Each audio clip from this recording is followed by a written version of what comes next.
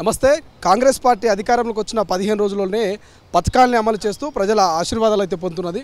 So మరోవైపు ప్రతిపక్షాలు కూడా విరుచుకుపడేటువంటి ప్రయత్నం చేస్తూ ఉన్నాయి. మన అసెంబ్లీలో చూసినాం, ఇప్పుడు సోషల్ మీడియాలో చూస్తూ ఉన్నాం. సో మహిళా కాంగ్రెస్ స్టేట్ ప్రెసిడెంట్ సునీతారావు గారిని ఒకసారి మాట్లాడదాం. పొన్నం ప్రభాకర్ గారి అధ్యక్షన ఈరోజు అయితే ఇంటర్నల్ మీటింగ్ జరుపుకున్నారు. సో ప్రధానంగా బయటికి మాత్రం గతంలో గ్రేటర్ హైదరాబాద్లో ఓటమికి కారణాలు ఏంటి, దానికి సంబంధించిన కొన్ని అంశాల గురించి చర్చించారని విన్నాం. సో ఏం జరిగింది, భవిష్యత్ కార్యాచరణ ఏంటి? అంటే వాస్తవంగా ఇది కొంచెం లేటే జరిగింది అనుకుంటా. మీటింగ్ తొందరగా జరగాల్సింది, ఎందుకంటే ప్రభుత్వ కార్యక్రమాలు ఏదైతే జరగబోతున్నాయి 28 నుంచి, సో అందరినీ లాంఛనంగా అక్కడికి వెళ్ళి ప్రారంభోత్సవం చేయడానికి ఇక్కడెక్కడి నుంచి రేవంత్ అన్నట్టు ఎవరికైతే బీఫామ్ ఇచ్చామో వాళ్ళే ఇన్ఛార్జ్లు అని చెప్పారు. కానీ ఇన్ఛార్జీలకు సంబంధించి మాకు కొన్ని ప్రాబ్లమ్స్ ఉండే, ఏవైతే వారి దృష్టికి తీసుకొచ్చామో అవన్నీ కూడా రివ్యూలో రేవంత్ అన్నతో మాట్లాడి ఒక డిసిషన్ తీసుకుంటానన్నారు, సీఎం గారితో మాట్లాడి. ఎందుకంటే ప్రక్షాళన చేయాల్సిన అవసరం చాలా ఉంది. వేరియస్ పార్టీస్ నుంచి వచ్చి జాయిన్ అయిన వాళ్ళు ఒకెత్త అయితే, మా పార్టీలో ఉండే మాకు వెన్నుపోటు పొడిచిన వాళ్ళు చాలామంది ఉన్నారు. సో ప్రతి దగ్గర ఎక్కడెక్కడైతే వాళ్ళు ఓడిపోయారో, ఎందుకు ఓడిపోయారు అనేది మీరు చూసినట్టయితే సికింద్రాబాద్, హైదరాబాద్ ఒక్క సీటు కూడా మనం గెలవలేదు అంటే ఎక్కడెక్కడ నెగిటివ్గా జరిగింది, ఎవరు చేశారు అంటే కార్యకర్తలు ఏ విధంగా మనకు సహకరించకుండా పక్క పార్టీలకి విజయానికి వాళ్లకు చేయూతనిచ్చినారు అనే దానిపైన అంశాలపైన వేరియస్ ప్రక్షాళన కోసం అని చెప్పేసి మాట్లాడడం జరిగింది. దాంట్లో కొంతమంది కొత్త, ఇప్పుడు నేను గోషామెల్కి ఏ విధంగా ఖైరతాబాద్ నుంచి గోషామెల్కి పోయిన తర్వాత 20 డేస్లో డివిజన్ ప్రెసిడెంట్స్నే కానీ బ్లాక్కే కానీ అన్ని బూతులలో కూర్చోబెట్టడం it is a very big task.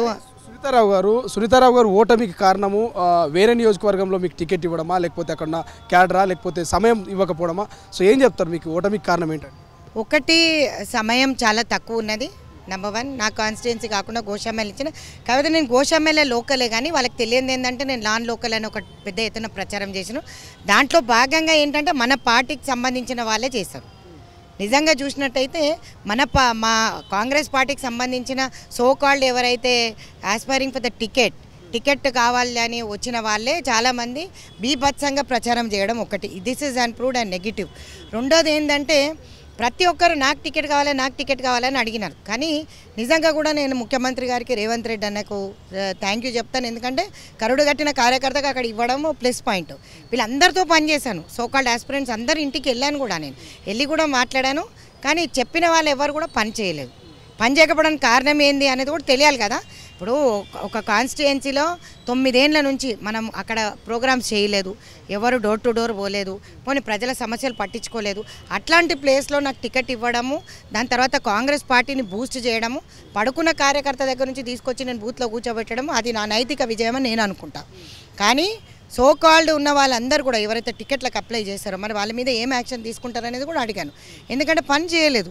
వేసిన వాళ్ళందరూ కూడా పార్టీ నుంచి లబ్ధి పొంది మళ్ళీ పార్టీకి కాకుండా 3 డివిజన్లు బీఆర్ఎస్కి, 3 డివిజన్లు బీజేపీకి పనిచేయడం అంటూ నేను ఖండిస్తున్నాను.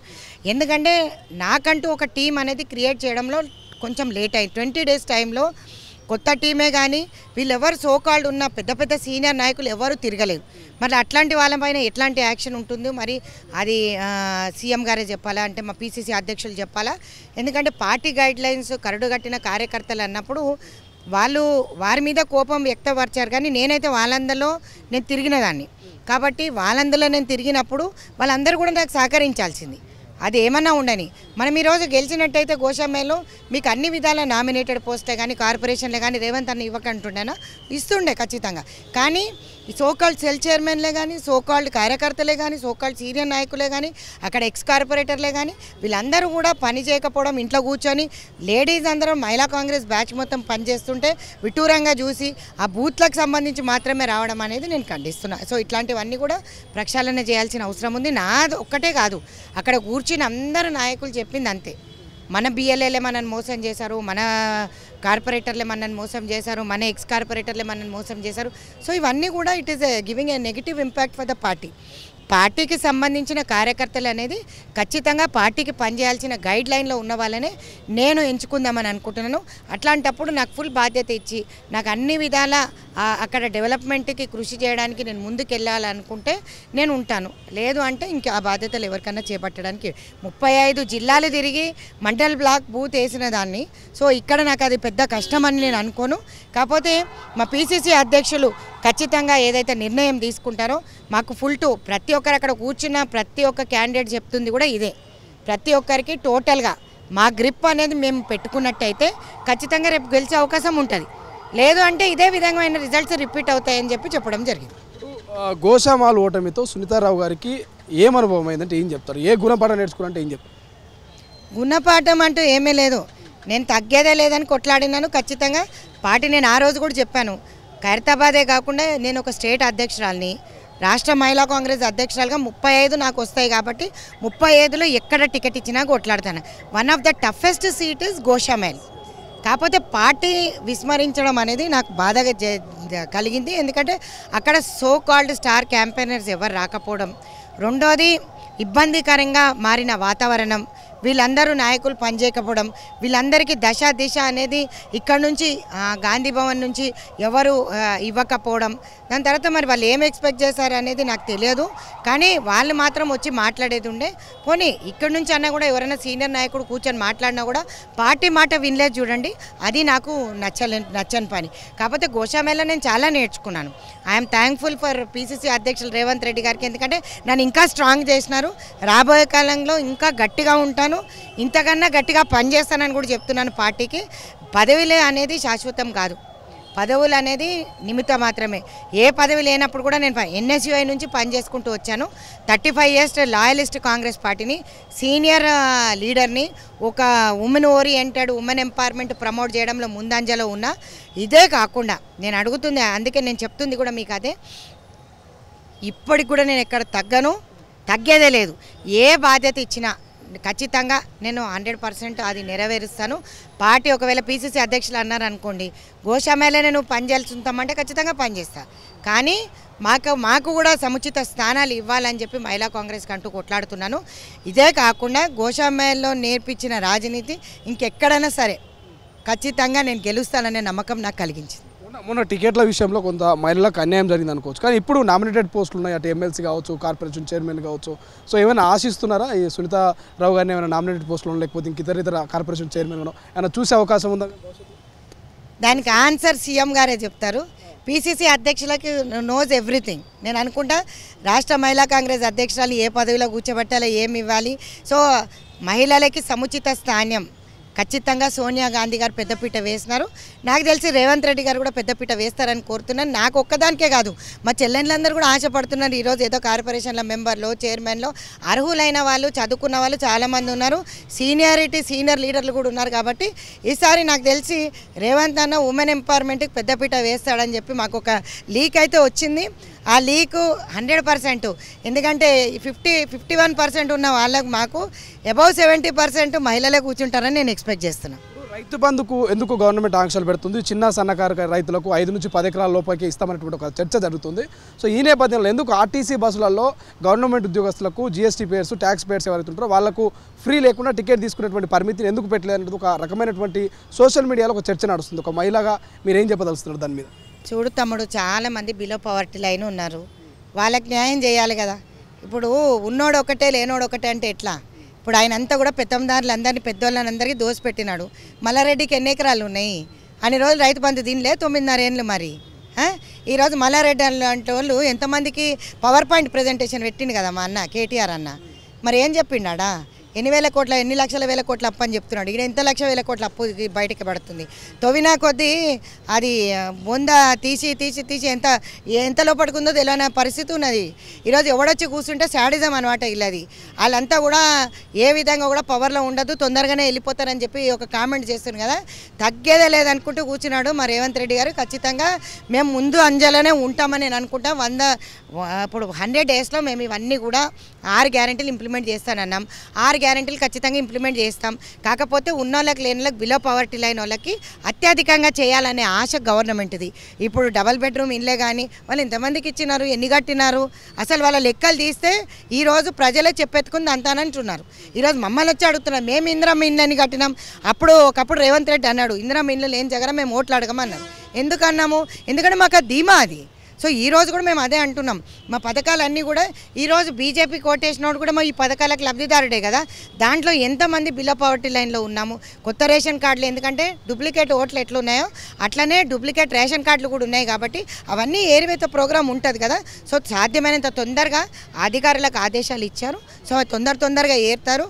నిజంగా అర్హులు ఎవరు, నిజంగా లబ్ధిదారులు ఎవరో వాళ్ళకి ఇవన్నీ స్కీమ్స్ రావాలని చెప్పి కోరుకుంటున్నాను. గత ప్రభుత్వం 10 ఏళ్ల పాటు ఎటువంటి రేషన్ కార్డు ఇష్యూ చేయలేదు.